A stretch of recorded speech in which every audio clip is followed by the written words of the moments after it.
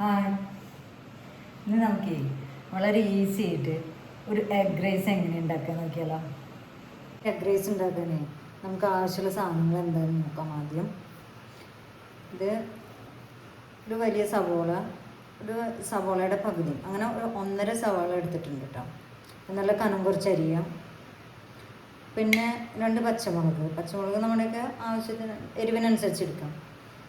പിന്നെ ചെറിയ തക്കാളിയാണ്, വലിയ തക്കാളി ആണെങ്കിൽ അതിൻ്റെ പകുതി എടുക്കുക, അല്ലെങ്കിൽ ഒരു ചെറിയ തക്കാളി. പിന്നെ ഇതിലേക്ക് ഇത്രയും സവോളയിൽ ഞാൻ എടുക്കുന്നത് 2 മുട്ടയാണ്. പിന്നെ കുറച്ച് റൈസാണ് വേണ്ടത്. അത് നമ്മൾ ബിരിയാണി ഉണ്ടാക്കിയതിൻ്റെ ബാക്കി വരുന്ന റൈസോ അല്ലെങ്കിൽ ഗീ റൈസിൻ്റെ ഉണ്ടാക്കി കഴിച്ച് ബാക്കി ഉണ്ടാകുന്ന റൈസോ ആണ്. അപ്പം ഞാനിത് ഗീ റൈസ് ഉണ്ടാക്കിയിട്ട് ബാക്കി വന്നിട്ടുള്ള കുറച്ച് റൈസ് എടുത്തിട്ടാണ് ഞാനിപ്പോൾ ഇത് ചെയ്യുന്നത്. അപ്പോൾ ഇത്രയും സാധനങ്ങളാണ് ഇതിലേക്ക് വേണ്ടത്. പിന്നെ ഇതിൽ മല്ലിയില കൂടി നമുക്ക് ആഡ് ചെയ്യാം. മല്ലിയിലയും കൂടി ഉള്ളത് നല്ലതാണ്. പക്ഷെ ഇപ്പം എൻ്റെ കയ്യിൽ ഇല്ലാത്തതുകൊണ്ട് ഞാനത് യൂസ് ചെയ്തിട്ടില്ല. പിന്നെ കുറച്ച് മസാല പൊടികളാണ് നമുക്കിതിലേക്ക് വേണ്ടത്. പിന്നെ നമുക്കിത് ഉണ്ടാക്കി തുടങ്ങല്ലേ. ആദ്യം നമുക്ക് പാൻ വെച്ച്, ഒരു ഫ്രൈങ് പാൻ വെച്ച് അപ്പോൾ കുറച്ച് ഓയിൽ ഒഴിച്ചു കൊടുക്കാം. ഞാനതിവിടെ സൺഫ്ലവർ ഓയിലാണ് ഒഴിച്ചു കൊടുക്കുന്നത്. എണ്ണ ചൂടായി വരുമ്പോൾ അതിലേക്ക് കുറച്ച് വെളുത്തുള്ളി, ഒരു 4-5 അല്ലി വെളുത്തുള്ളി അരിഞ്ഞത് ഇട്ട് കൊടുക്കാം.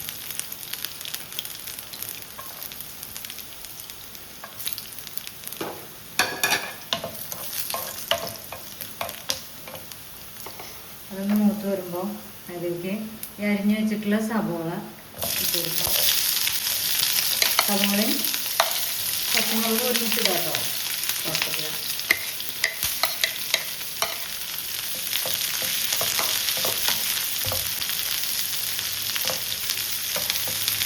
എണ്ണ ചൂടായിട്ട് ഇട്ടപ്പോൾ കണ്ടില്ലേ നല്ല ചത്തണം.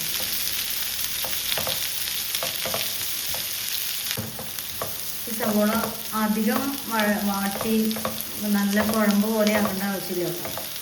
ഇതൊന്ന് ചെറുതായി ഇങ്ങനെ വാടി വന്നാൽ മതി. അപ്പോൾ നമുക്കതിൽ പൊടികളൊക്കെ ഇട്ട് കൊടുക്കാം.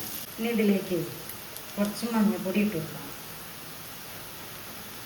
കുറച്ച് മഞ്ഞൾപ്പൊടി നമ്മുടെയൊക്കെ ഇഷ്ടത്തിനനുസരിച്ച്, ചിലർക്ക് കൂടുതൽ ഇഷ്ടമായിരിക്കും, കുറവ് അങ്ങനെ ഇട്ട് കൊടുക്കുക. പിന്നെ കുറച്ച് കാശ്മീരി ചില്ലി, കുറച്ചെന്ന് പറയുമ്പോൾ ഒരു 1/2 ടീസ്പൂൺ അത്രേ വേണ്ടത്. അതുപോലെ തന്നെ ഒരു 1/2 ടീസ്പൂൺ ചിക്കൻ മസാല, പിന്നെ ഒരു 1/4 ടീസ്പൂൺ ഗരം മസാല.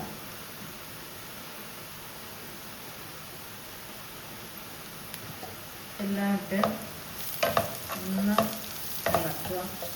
പിന്നെ ഈ എഗ് റൈസ് ലാസ്റ്റ് കാണാൻ അത്ര ഭംഗിയൊന്നും ഉണ്ടാവില്ല.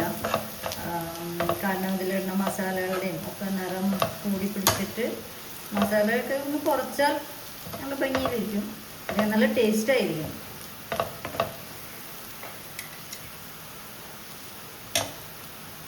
ഇനി ഇതിലേക്ക് അരിഞ്ഞ വെച്ച തക്കാളി ഉണ്ടല്ലോ, അതിട്ട് കൊടുക്കാം കേട്ടോ. ആ തക്കാളി കൂടി ഇട്ട് കൊടുക്കും. ഇപ്പം നമ്മൾ ഉപ്പിട്ടിട്ടില്ല, അപ്പോൾ കുറച്ച് ഉപ്പിടാം.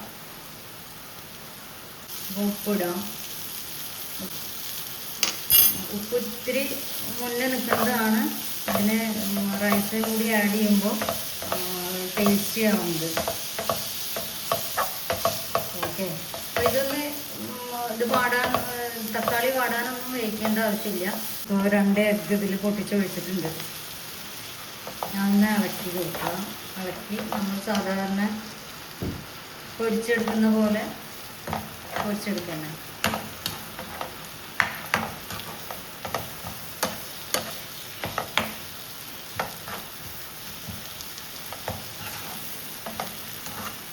ഇതിൽ സവാള കൂടുതൽ കിടക്കുന്നതാണ് ഈ എഗ് റൈസിന് ടേസ്റ്റ്. അതുകൊണ്ടാണ് ഞാൻ അത് അത്രയും സവാള താല്പര്യമില്ലെങ്കിൽ കുറയ്ക്കാം.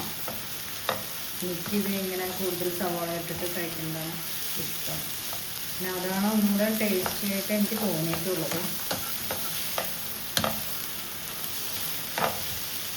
പിന്നെ അതിൽ കുറച്ച് മല്ലിയിലൊക്കെ ഉള്ളത് നല്ലതാണ്. പിന്നെ വേപ്പില ഇട്ട് കൊടുത്തിട്ടില്ല. വേപ്പില ഇടുമ്പോൾ എനിക്കത്ര അതിൽ ടേസ്റ്റായിട്ട് തോന്നിയിട്ടില്ല. റൈസിൻ്റെ ഒപ്പം ആവുമ്പോഴേ അതിൽ ആഡ് ചെയ്യുമ്പോൾ വേപ്പില എന്തോ എനിക്കിഷ്ടമാവാത്ത കാരണം കൊണ്ട് ഞാൻ വേപ്പില ആ സമയത്ത് ഇട്ടിട്ടില്ല ഇതിൽ. പിന്നെ ഇത് കണ്ടിട്ട് നിങ്ങളിത് എഗ് റൈസ് അല്ലല്ലോ, ഇത് സവാള റൈസ് അല്ലേ എന്ന് പറയരുത്. ഇത് എഗ് റൈസ് ആണ്. ഇതാണ് ഞാൻ ഉണ്ടാക്കുന്ന എഗ് റൈസ്. ഓക്കെ, നല്ല രസമാണ്. ഇതിൽ വേണമെങ്കിൽ ഒരു എഗ്ഗും കൂടിയൊക്കെ ചേർക്കാം. പക്ഷേ കൂടുതൽ സവാള നിൽക്കുമ്പോഴാണ് അത് റൈസിൻ്റെ ഒപ്പം ചേരുമ്പോൾ അതിന് ടേസ്റ്റ് നമുക്ക് ശരിക്കും കിട്ടുന്നത്. അപ്പോൾ ഇതാണ് ഇതിൻ്റെ പാകം. ഈ പാകത്തിൽ ഇത് ഓഫ് ചെയ്യാം. ഇനി അതിൽ വേറൊരു പാൻ വെച്ചിട്ട് അതിൽ കുറച്ച് ബട്ടർ ആഡ് ചെയ്ത്, ബട്ടറോ ഗീയോ എന്ത് വേണമെങ്കിലും ഓരോരുത്തരുടെ ഇഷ്ടത്തിനനുസരിച്ച് ആഡ് ചെയ്യാം കേട്ടോ.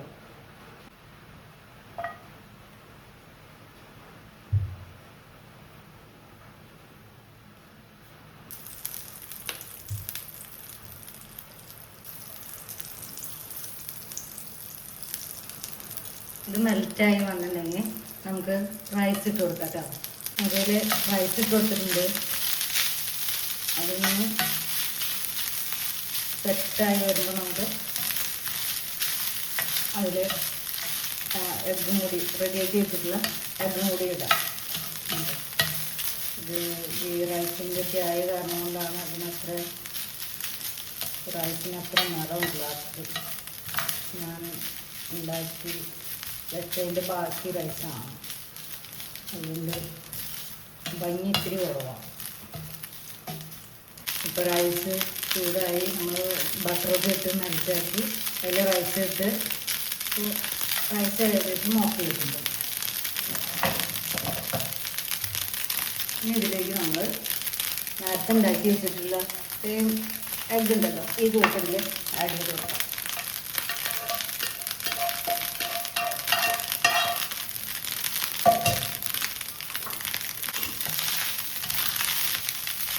ഇങ്ങനെയാണ് റൈസിൻ്റെ രൂപം.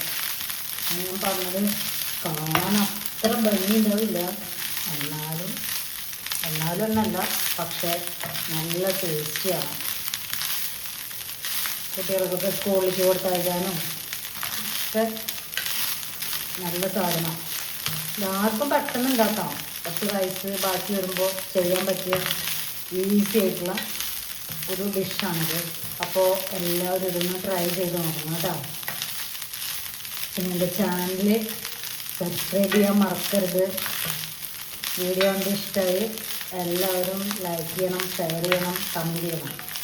ഓക്കെ, ഇനി നമുക്കിതേ നല്ലൊരു പാത്രത്തിലൊക്കെ ഇട്ടിട്ട് സൂപ്പറായിട്ട് കഴിക്കാം.